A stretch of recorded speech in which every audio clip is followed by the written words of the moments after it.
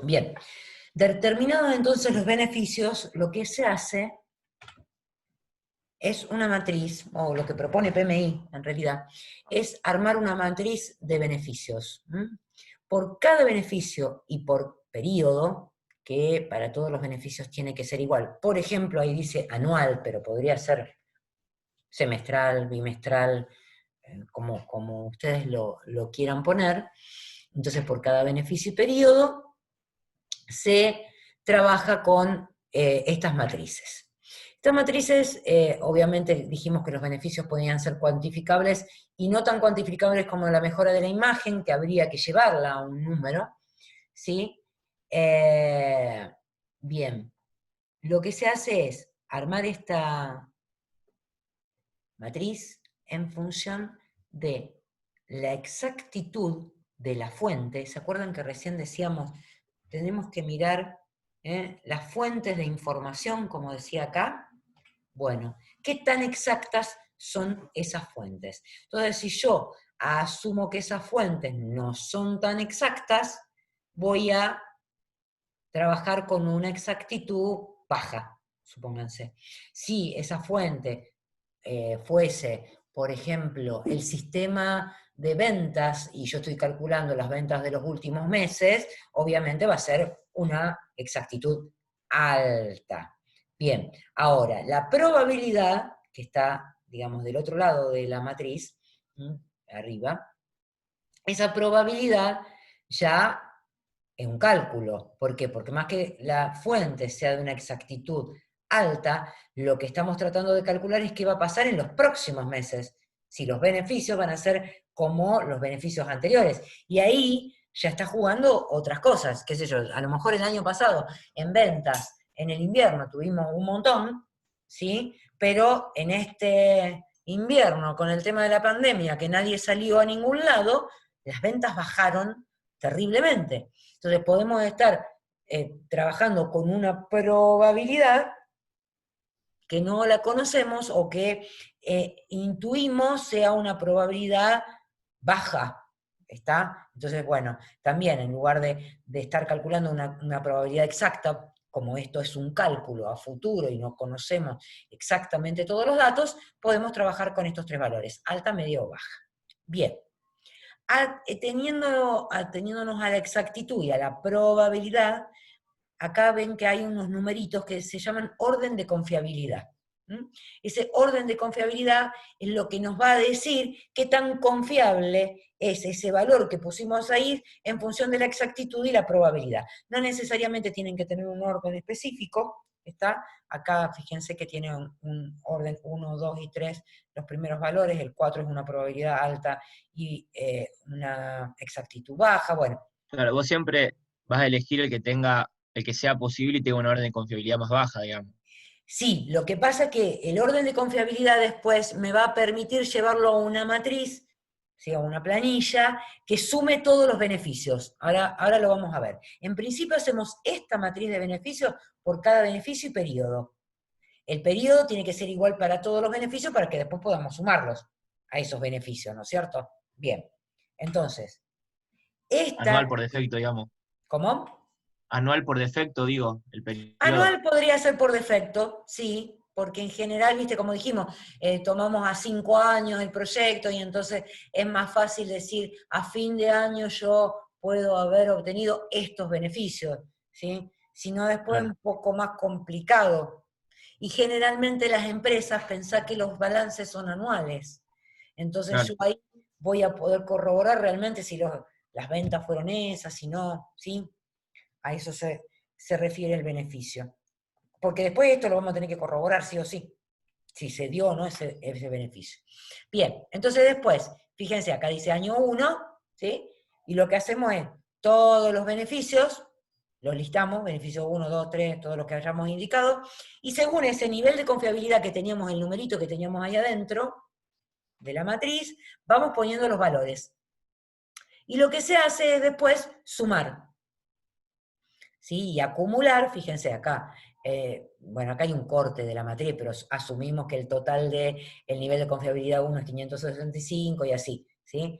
Claro. Vamos a suponer que la suma de todos esos beneficios nos dieron el total, digamos, que es parcial. Puede ser, profe, Ah, que este tipo de matrices así también se utilicen por el tema, por ejemplo, de inversiones en el sector agropecuario, por ejemplo, para una maquinaria, sí, que se hagan sí, este tipo de matrices para ver los beneficios de producción que te va a generar. claro. Ah, porque Digamos, me pareció es haber una visto, metodología que asume PMI, es una metodología que asume PMI, pero que no es que la sacó de la galera, es que se utiliza en la industria, en todos lados. ¿Está? claro, sí, sí, sí, sí, Sí se sí. utiliza. Bueno, Sí, creo que la vi por el nombre de matriz de inversión, me parece, no me acuerdo. puede ser, puede ser. Digamos, en PMI está mencionada como matriz de confiabilidad de, en este caso, el ingreso de beneficio, digamos, de la obtención de beneficios, para no decir ingreso, la obtención de beneficios. Entonces, lo que hace acá en este total es sumar cada columnita de nivel de confiabilidad, y lo que hace abajo es acumular ese nivel de confiabilidad. Porque no es que yo me quedo con el nivel de confiabilidad 1 solamente. Si tomo el nivel de confiabilidad 2, es que asumo que voy a tener los ingresos que me dijo, o los ingresos, digamos, los beneficios que me dijo el nivel 1, más el nivel 2 y así sucesivamente.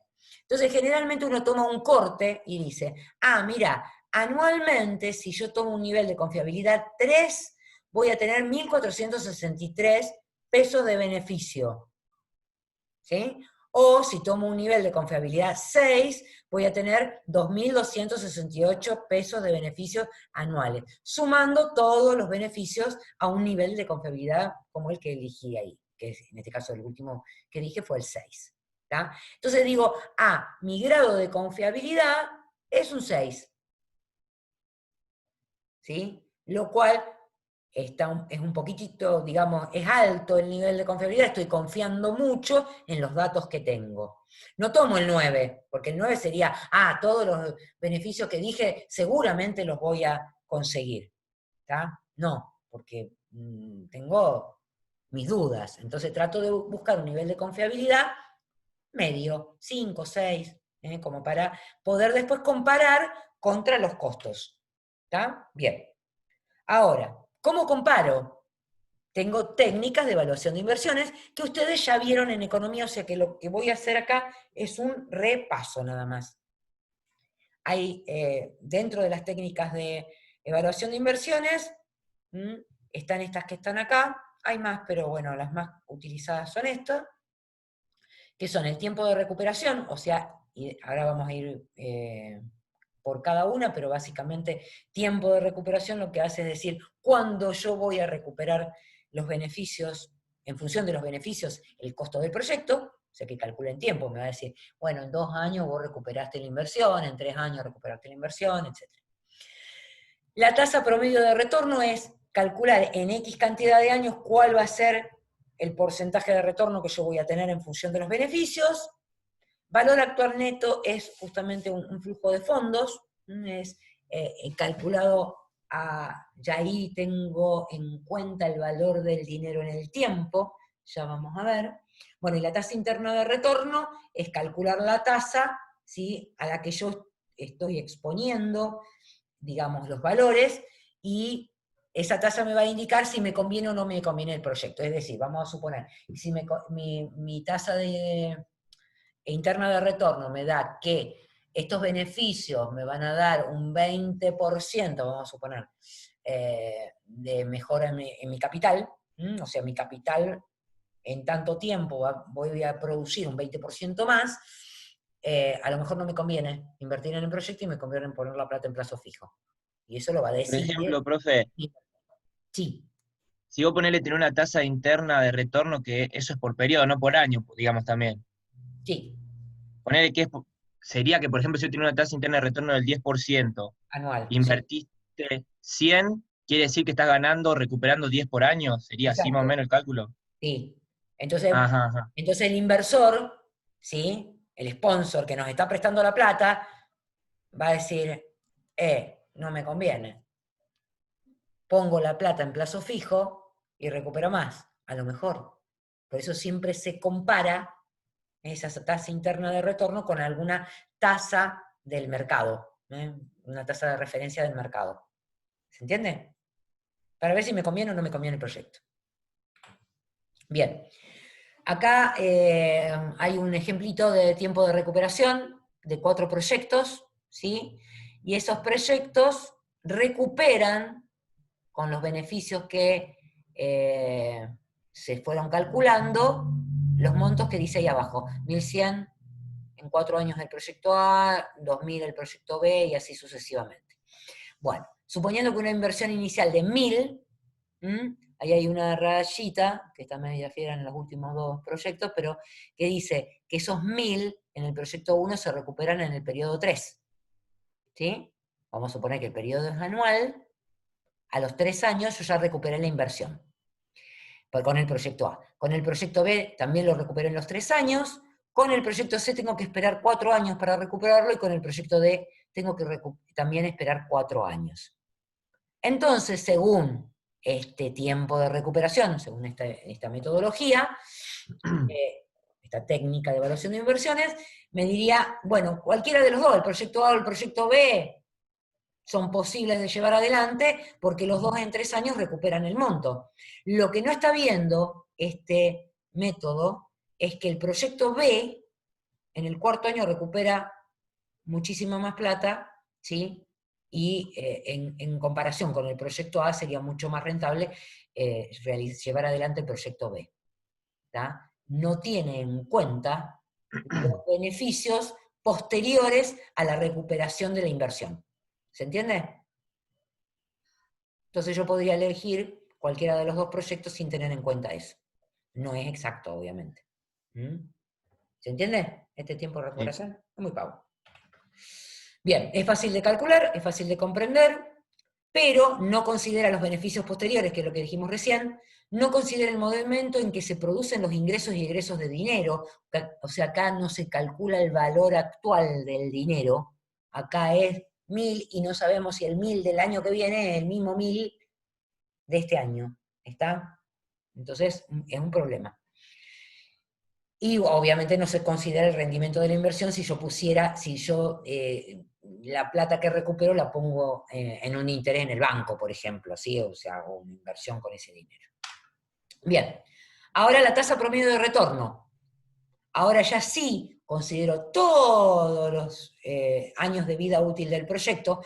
Antes habíamos dicho 5, bueno, acá puso vida útil 4. Ese numerito de cantidad de años que dijimos antes que teníamos que ver es para justamente decir, bueno, estos beneficios en 5 años, ¿qué tal? O estos beneficios en 4 años, ¿cuántos son? Y lo comparo con la inversión.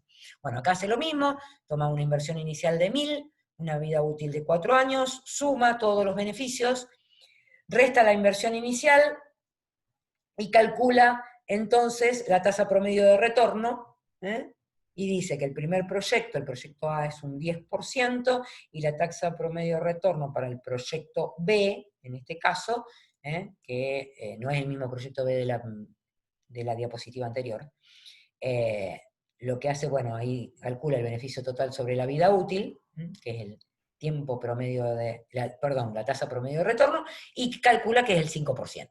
Entonces, sí o sí, me conviene más el proyecto A que el proyecto B. ¿Se entiende? Acá, el tiempo de recuperación que teníamos en la diapositiva anterior, porque era otra técnica, no es indiferente, no me interesa, ¿sí? Yo tomo los años de vida útil que definí para el proyecto y en función de eso calculo. ¿Se entiende este también? Vamos a ver ventajas y desventajas. También es fácil de calcular, ¿sí? Sumo todos los beneficios, hago esa cuentita, no para nada difícil, es fácil de comprender. Ya consideramos la vida útil, que no lo hacíamos con el tiempo de recuperación, con la primera técnica que vimos, consideramos la vida útil del proyecto, pero, otra vez, no consideramos el momento en que se producen los ingresos y egresos del dinero. Estamos tomando que el dinero no hay, digamos, valor actual del dinero ni nada por el estilo. Por lo tanto, no se considera el valor del dinero en el tiempo. Bien, otra técnica, valor actual y futuro. Entonces, ahora sí queremos considerar el valor del dinero en el tiempo, por lo tanto, lo que vamos a tomar, y esto no es inflación, chicos, esto es interés. No se confunde con la tasa de inflación. Si tenemos que aplicar la tasa de inflación, son otros cálculos. Lo que yo estoy considerando es la tasa de interés. ¿Qué quiere decir esto? Dinero que tengo hoy que he puesto una tasa de interés, vamos a suponer la tasa de interés bancaria, en X periodos me da tanto de valor en ese momento. Tomo 1000 ahora, dentro de un año tengo 1100, bueno, ahí tengo la tasa de interés que estoy aplicando. Bien, entonces, yo voy a calcular, digamos, el capital a futuro en función de multiplicar ese capital por la tasa de interés a ese periodo que yo identifiqué. ¿Está bien? ¿Se entiende? Pero si yo tuviese cuánto dinero voy a recibir dentro de un año para traerlo al momento actual, lo que hago es calcular una tasa de descuento, o sea, hago al revés. Por lo tanto, al capital lo voy a dividir por esa tasa de descuento para traerlo al día de hoy. O sea, yo voy a trabajar con los valores a un momento determinado. Decido o a hoy, y entonces traigo esos valores con una tasa de descuento al día de hoy, o adentro de un año, o 2 años, o 3 años, y llevo los valores a futuro con la tasa de interés. ¿Se entiende? ¿Sí? Sí, por favor. Sí, profe. Bueno, acá tienen una diapo que más o menos les hace ese cálculo. Hay planillas para encontrar, digamos, esos valores que tienen ahí arriba, esos coeficientes, 1, 1.1, 1.21 y así. Bueno, con un valor, digamos, con una tasa del 10% anual, se obtienen los coeficientes que tienen arriba. 1, 1.1, 1.21 cada uno de los años. Es más, esas planillas tienen la posibilidad de que yo pueda calcular a fin del periodo, a mitad del periodo. Bueno, esta está calculada a fin del periodo. Bien, eso es si yo voy hacia adelante, valor futuro. Entonces tengo 1000 pesos hoy, lo multiplico por 1,46 y dentro de 4 años tendré el valor de 1000 multiplicado por 1,46 a futuro. Si yo tengo 1000 a futuro, ¿sí? Lo multiplico por 0,68, si yo tengo 1000 al año 4, a final del año 4, lo multiplico por 0,68 y lo traigo con una tasa de descuento al día de hoy. Entonces decido cuándo quiero trabajar con los valores, si al día de hoy o al día futuro, y trabajo con tasa de interés o tasa de descuento en función de lo que necesite. ¿Está? Profe, una cosa que no entiendo. Vale. La tasa de interés o la tasa de descuento, Mm. ¿cómo se calcula? ¿Cómo se sabe? Por eso hay planillas para eso. Si lo tomo con un valor del 10% anual, fíjate, 1. Al 1 le agregué el 10%, me da 1.1. ¿Sí? Si al 1.1 le agrego un 10%, me da 1.21. Claro, pero el ¿Sí? 10% anual, o sea, que hace la planilla, ¿es por suposición del que hace la planilla? ¿Es basándose en algún Obviamente. criterio? El criterio es tomar este porcentaje con una tasa que sea la tasa que calcula la empresa. A ver, una empresa que produce algo, ¿sí? Pone un capital a producir y al cabo de un año ese capital se tiene que haber, digamos, modificado, aumentando el capital. No sería lógico que yo esté produciendo y mantenga siempre el mismo capital. ¿Sí? Entonces, yo puedo calcular mi tasa de la empresa. Entonces yo digo, con la producción que estoy haciendo, ¿sí? Yo año a año voy incorporando un 10% de capital. ¿Está bien? Claro, Entonces, mi tasa es claro. del 10%. Eso puede Ah, ok, ser ok. esa puede ser una forma de pensar en la tasa. Otra forma de pensar en la tasa es decir, bueno, a ver, hoy la tasa bancaria me da tanto.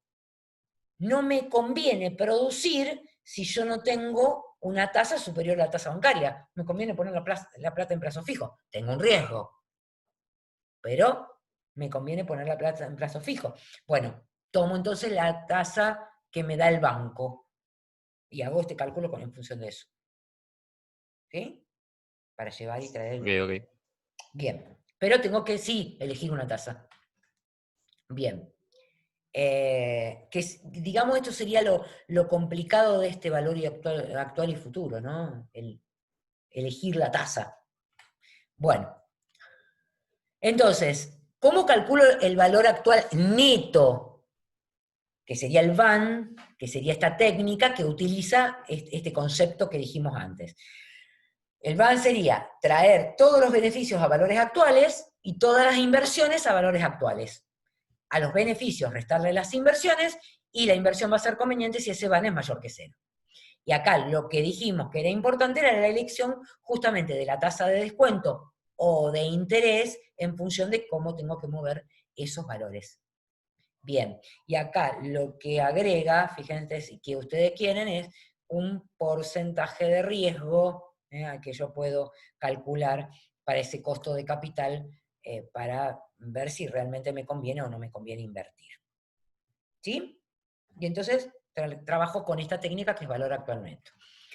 Bueno, acá hay 2 proyectos, ¿sí? Lo que, fíjense acá, tomó una tasa del 12% anual a mitad de periodo. Después si quieren googleen, estas planillas están disponibles, para que ustedes tengan cuáles son los coeficientes, estos que aparecen acá, 0,94, 0,84, a tantos años, o sea, para que uno no esté haciendo los cálculos, esas planillas ya están calculadas. Bien, entonces, de acá se tomaron de esas planillas estos coeficientes, tomando un 12% anual a mitad de periodo, a ver cuál de los 2 proyectos me convenía más.